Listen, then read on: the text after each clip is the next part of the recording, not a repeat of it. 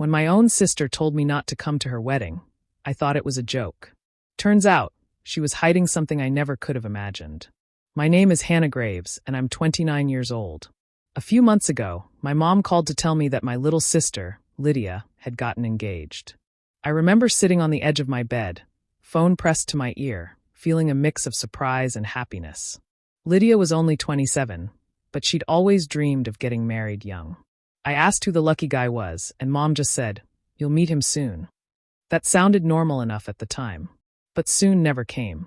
Weeks went by, and every time I tried to talk to Lydia about her fiancé, she changed the subject. She'd say things like, "Oh, he's really busy," or "We're keeping things private for now." I laughed it off at first, thinking she just wanted to keep the spotlight on herself. She'd always been that way, the baby of the family who loved attention. One night, I called her again, excited to ask about wedding plans. I even offered to help pick out decorations or her dress. Lydia sounded distant, her voice flat. She said, "Actually, Hannah, I think it's better if you don't get involved this time." I didn't understand. I asked what she meant, and she paused before saying, "It would just make things complicated." Those words hit me like a slap. Complicated? I'm her sister. What could possibly be complicated about helping her plan her wedding? I laughed nervously, waiting for her to explain, but she didn't. She said she was busy and had to go. After that, she stopped answering my calls. At dinner one weekend, Mom tried to smooth things over. She said Lydia was under a lot of stress and wanted a small, quiet ceremony. I asked, "So I'm not invited?"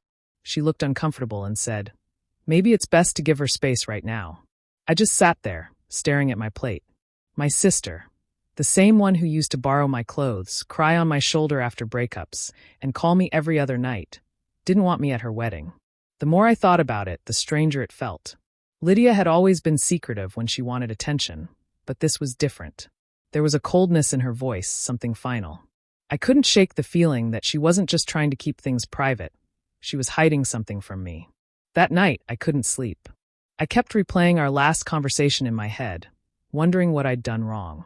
I stared at the ceiling, trying to think of any reason my own sister would want to keep me away from the biggest day of her life. Something inside me whispered that this wasn't about stress or privacy or keeping things simple. It was something deeper, something personal. And I was determined to find out what it was. After Lydia told me not to come to her wedding, I couldn't stop thinking about it. Something didn't sit right. I tried to convince myself it was just nerves or stress, but deep down, I knew there was more to it. I started asking around, hoping someone in the family might slip up and tell me something. When I asked Mom, she sounded careful, like she was walking on eggshells. "Lydia's fiancé is a good man," she said with a tight smile. "You'll understand someday."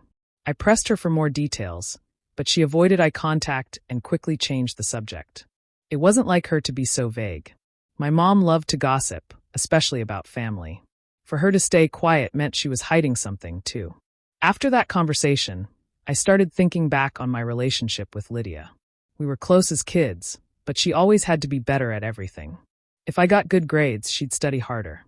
If I bought a new dress, she'd borrow it, stretch it out, and claim it as hers. It was the same with attention. Whenever someone praised me, Lydia would find a way to make the spotlight shift to her. I never minded much. She was my little sister, and I wanted her to be happy. But now those memories didn't feel so harmless. Around the same time, my ex-boyfriend Eli started messaging me again. We'd broken up only a few months before Lydia's engagement. The breakup had been sudden. He'd grown distant, stopped answering my calls, and always had some vague excuse for why he couldn't meet. One day, he just said, "It's not working anymore." And that was it. No big fight, no explanation. Now his messages were short and strange. "Hope you're okay," one said. Another read, "Things happen for a reason." I didn't reply, but every time his name popped up on my phone, my stomach tightened. Why now? What reason was he talking about? One evening, I sat in my apartment with a cup of coffee gone cold, reading those texts over and over.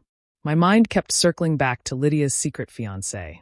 I had a weird feeling I'd seen this pattern before, someone pulling away, someone lying by omission.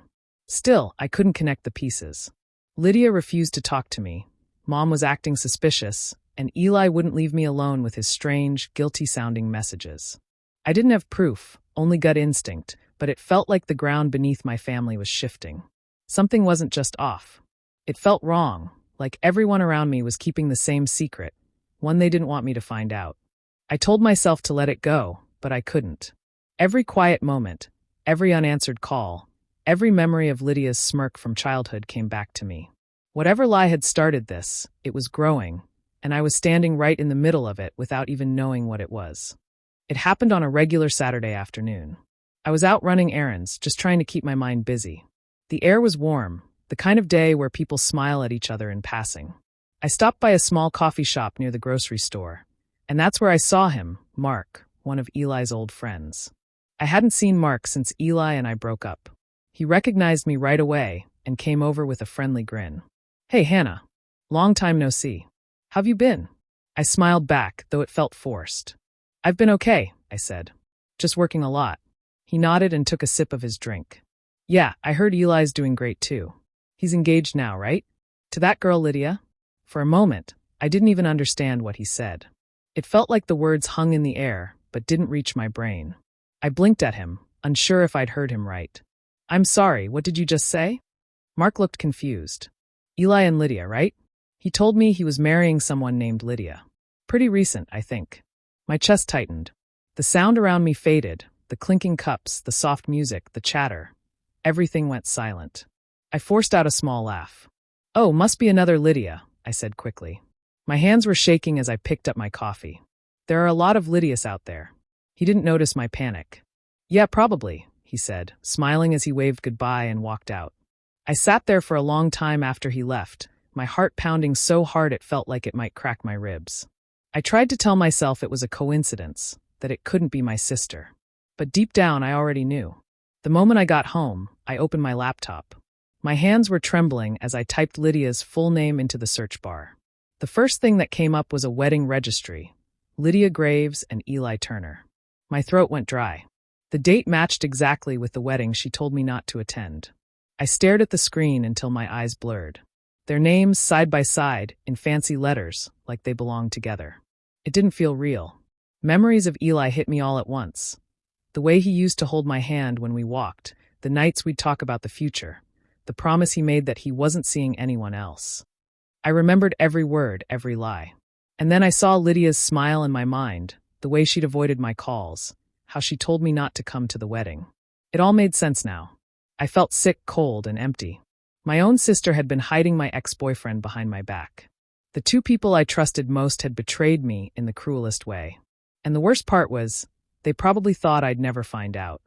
I couldn't sleep after finding out the truth.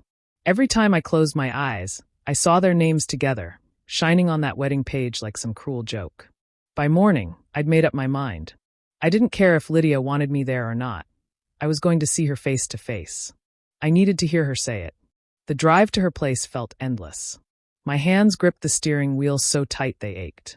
I didn't plan what I was going to say. I just knew I couldn't sit quietly anymore while she married the man who used to call me the love of his life. When I pulled into her driveway, I saw her car parked outside. I didn't bother knocking softly. I just walked up and rang the doorbell. After a moment, the door opened, and there she was. Lydia stood there in a white dress, her hair half done, makeup scattered across the table behind her. She was trying on her wedding dress. Her smile froze when she saw me. "Hannah, what are you doing here?" I stepped inside before she could stop me. "I think you already know why I'm here," I said quietly. My voice shook, but I kept my eyes on hers. She crossed her arms. "If this is about the wedding, I told you." I cut her off. "It's about Eli." For a split second, her expression broke. Her eyes flickered with panic before she caught herself. Then she gave a small laugh, the kind that sounded practiced. "What about him?" she said lightly. I stared at her. "Don't do that. Don't act like you don't know what I'm talking about. You're marrying my ex-boyfriend, Lydia. Did you really think I wouldn't find out?" The room went quiet. I could hear the faint hum of the air conditioner and the sound of my own heartbeat. Lydia looked down at the floor, then back at me with a look that was half guilt, half defiance. "You broke up," she said finally. "He chose me. You can't be mad about that." Her words hit me harder than I expected. I laughed, but it wasn't because anything was funny. It was the kind of laugh that comes when you're too hurt to cry. "You think this is about who he chose? You think this is about him at all?" I said. "You could have told me, Lydia. You could have been honest." But you lied. Both of you did. She didn't respond. She just stood there, twisting the edge of her dress between her fingers. I realized she wasn't sorry, not really. She was only sorry After that I that found day out. at Lydia's house, I turned and walked everything toward the door. started falling apart. My hands were trembling. Words spread but through my the voice family was steady faster when I than I said, thought it would. "You can have By the him. next weekend, But don't think everyone I'll ever knew forget that my what you sister did." was marrying my As I drove away, ex-boyfriend. tears finally No one came. said it directly, Not for but Eli. I could see it in the way Not people even for looked Lydia. at me. But There there was was part this of heavy me that silence still believed every time family I meant entered a something room, sacred. like they didn't know what to say or whose side to take. Mom called me first. Her voice was calm, too calm. "Hannah, I know you're upset," she said softly. "But love is messy. Things happen." I couldn't believe what I was hearing. "Messy," I repeated. "Mom, she's marrying the man I was with for 2 years. She lied to me." Mom sighed, like I was the one making trouble. "Lydia didn't mean to hurt you. Sometimes people just find love in unexpected places." I felt my stomach twist.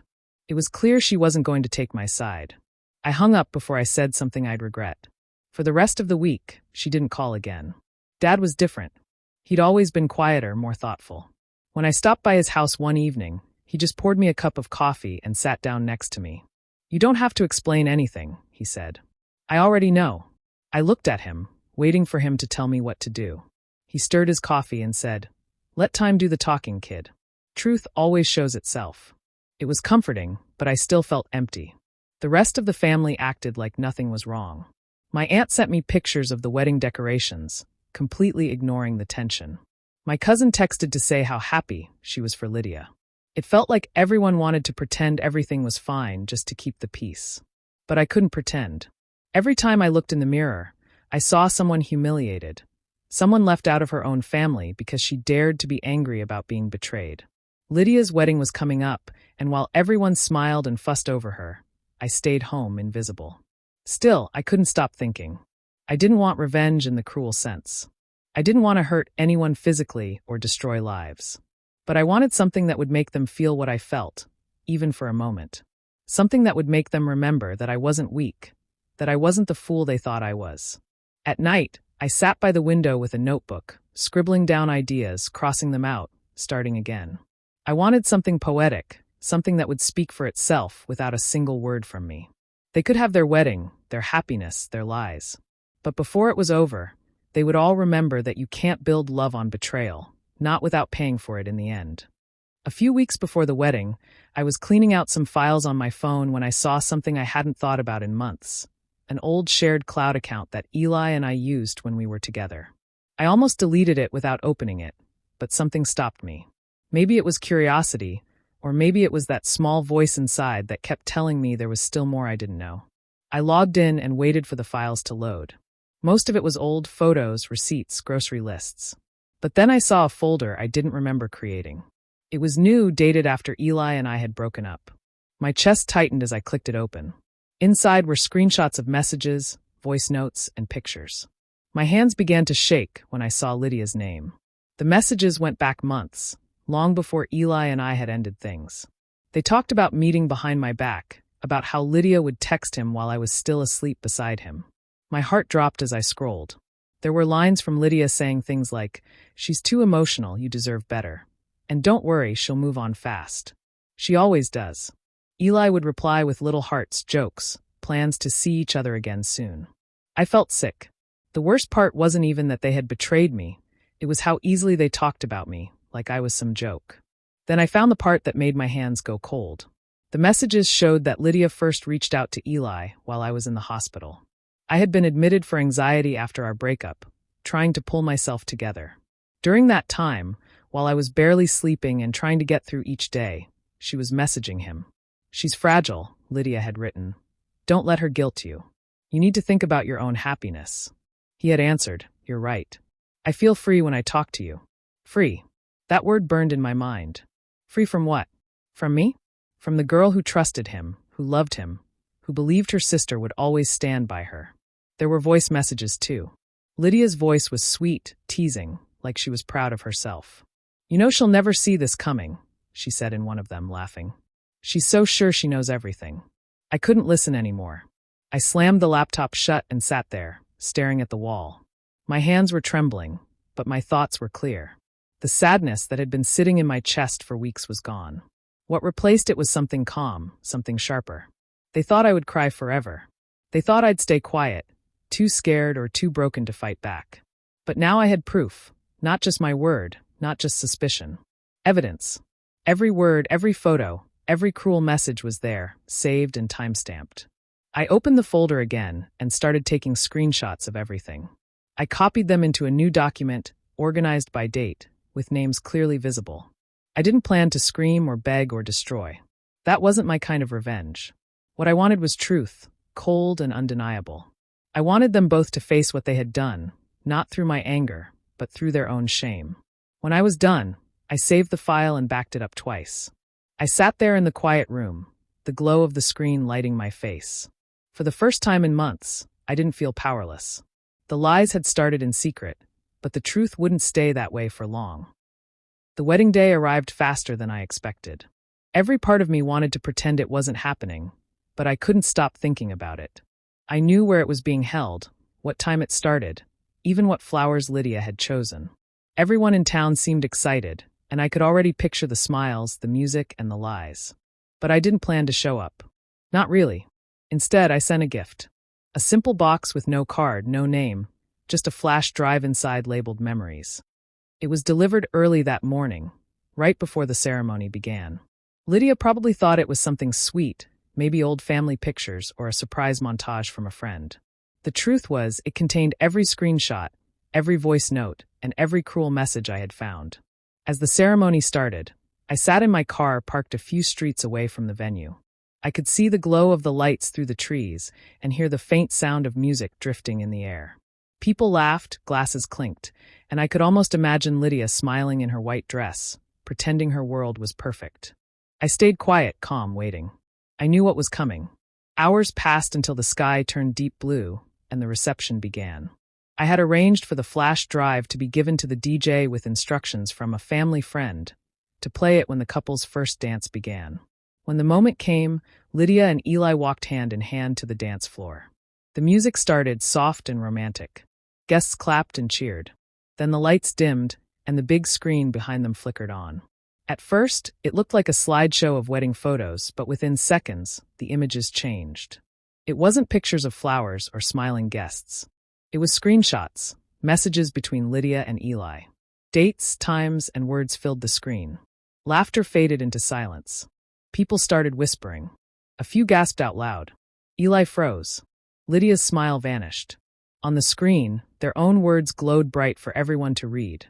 The lies, the insults, the way they had talked about me behind my back. One by one, their secrets played out like a movie they couldn't stop. Eli's parents stood up and walked out first, faces red with shame. Guests followed, murmuring under their breath. The music stopped completely. Lydia swayed, pale as her dress, before she collapsed into a chair. From my car, I could see the doors open, people spilling outside, talking in shock. The laughter and music were gone now, replaced with confusion and whispers. I didn't move. I just sat there, my hands resting on the steering wheel. For the first time in months, my heart wasn't racing. I didn't feel angry or sad anymore. I just felt quiet, completely still. The truth had finally spoken for itself. And for the first time, I felt like I could breathe again. After the wedding, everything in our town changed. Word spread fast. Everyone had seen what happened, and by the next morning, people were already talking about it everywhere. At the grocery store, the diner, even outside church. The wedding that was supposed to be perfect had turned into a disaster no one could stop discussing. Eli vanished right after it happened. No one knew where he went. He didn't go home, didn't call his family, didn't show up for work. Lydia was left behind to face everyone alone. Her perfect new life had fallen apart before it even started. 2 days later, she tried to call me. The first few times, I ignored it. Then came a message. "You ruined my life," she wrote. "You had no right." There was no sorry, no guilt, just anger. I stared at her words for a long time before deleting the message. I didn't need to explain anything to her. The truth had already done that for me. Mom called next. She sounded tired, older somehow. "Hannah, your sister is a mess," she said. "She can't even leave the house. Everyone's talking about her. You didn't have to do it this way." I took a deep breath. "Mom," I said quietly, "I didn't start this." She did. There was silence on the other end before Mom whispered, "You're both my daughters. I can't take sides. But she already had long ago. I didn't say it out loud, but I knew. Over the next few weeks, the whispers continued. Lydia became the story people gossiped about at every gathering. Did you hear what happened to the Graves sisters? They'd say. She stopped showing up anywhere. Her friends disappeared. The same people who once called her beautiful and lucky now looked at her with pity or disgust. I didn't feel joy about it, but I didn't feel sorry either. I felt free. For the first time in a long time, my life wasn't about them. Not about Lydia, not about Eli, not about what anyone thought of me. I started seeing a therapist, something I had put off for too long. I went for walks in the mornings, took extra shifts at work, and tried to rebuild myself piece by piece. The silence felt strange at first, but slowly, it became peaceful. I was sleeping better, eating again, laughing even though it surprised me when I did. Still, one thing kept bothering me. I hadn't spoken to Lydia since that day at her house. I didn't want revenge anymore. I'd already gotten that. But there were words I needed to say. Not angry ones, not cruel ones. Just the truth, the kind that doesn't come from rage, but from finally letting go. So I decided that when the time felt right, I would meet her. One last time. Not to fight, not to prove anything. Just to end the story the right way, face to face, with nothing left unsaid. Months passed before I finally agreed to see Lydia. She had been trying to reach me for a while, leaving voicemails that I never returned. Each time, her voice sounded weaker, smaller. Part of me wanted to forget her completely, but another part, the part that still remembered who she used to be, knew I needed to face her one last time. Not for her, but for me. We met at a small diner just outside town. It was quiet there, almost empty. I arrived early and chose a booth by the window. When she walked in, I barely recognized her. Her hair was unkempt, her eyes puffy and red. She looked like she hadn't slept in days. Gone was the confident, smiling sister who used to take everything she wanted. She sat down across from me, her hands trembling around the edge of the table. For a few seconds, neither of us spoke. Then she whispered, "Thank you for coming." I nodded but said nothing. I wanted her to start. She took a deep breath. "I know you hate me," she said, her voice shaking. "But I need you to understand. I didn't plan any of this. Eli, he made me believe things that weren't true. He told me you were done with him, that you'd moved on. I thought he loved me." I watched her carefully. Her words sounded rehearsed, like she had said them to herself 100 times. "You could have asked me," I said quietly. "You could have called me." Her eyes filled with tears. I was scared. I didn't know how to tell you. I kept thinking it would all work out somehow, and then it was too late. I didn't answer right away. I just looked at her, the sister who had shared my childhood, my secrets, my laughter. She was sitting there now like a stranger, broken and desperate. Finally, I said, "You didn't just steal my boyfriend, Lydia. You buried our family." The words came out calm, almost soft, but they hung heavy in the air. She looked down, unable to meet my eyes. A tear slid down her cheek and fell onto the table. I reached into my bag and pulled out a small box. I slid it toward her without saying anything. She frowned, opening it slowly. Inside was an old photo. The two of us as kids, standing in the backyard, smiling with ice cream dripping down our hands. She stared at it, her lips trembling. "Why are you giving me this?" she asked. "It's a reminder," I said, "of what you destroyed, of what we'll never get back." I stood up, leaving a few dollars for my coffee. Lydia stayed there, staring at the photo, frozen in silence. I didn't look back as I walked out of the diner. Outside, the air felt cool against my face. For the first time in a long time, I felt something like peace. Not happiness, not revenge, just quiet. It was over. I moved away a few months after seeing Lydia. It wasn't a sudden decision, it just felt like the right time. The town I grew up in had too many memories, too many ghosts.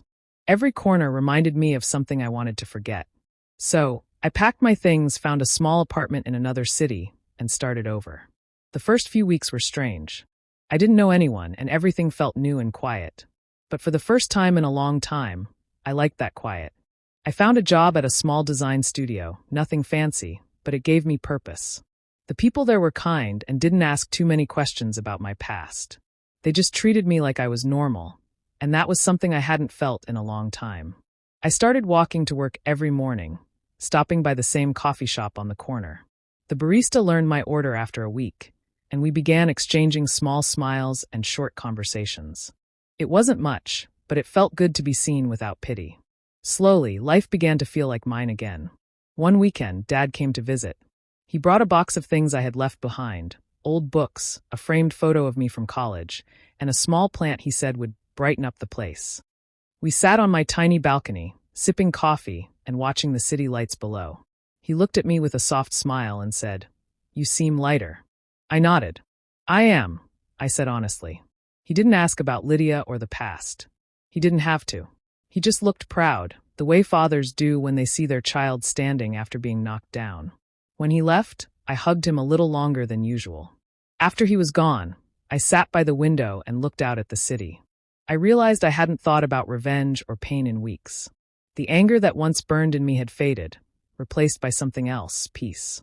I didn't wish bad things for Lydia anymore. I didn't wish anything at all. Somewhere deep down, I had forgiven her. Not because she deserved it, but because I needed to let go. Carrying all that anger had become too heavy, and I was finally ready to set it down. Forgiveness, I learned, isn't about forgetting. It's about freeing yourself from what's already done. That night, I opened my journal for the first time in months. I turned to a blank page and wrote slowly, thinking about everything I had been through. The betrayal, the heartbreak, the silence, and the strength it took to move past it all. I wrote, "Betrayal breaks you. But sometimes it also builds the woman you were meant to be." I closed the journal and placed it on the nightstand. Then I turned off the light and lay down, feeling calm, steady, and finally at peace.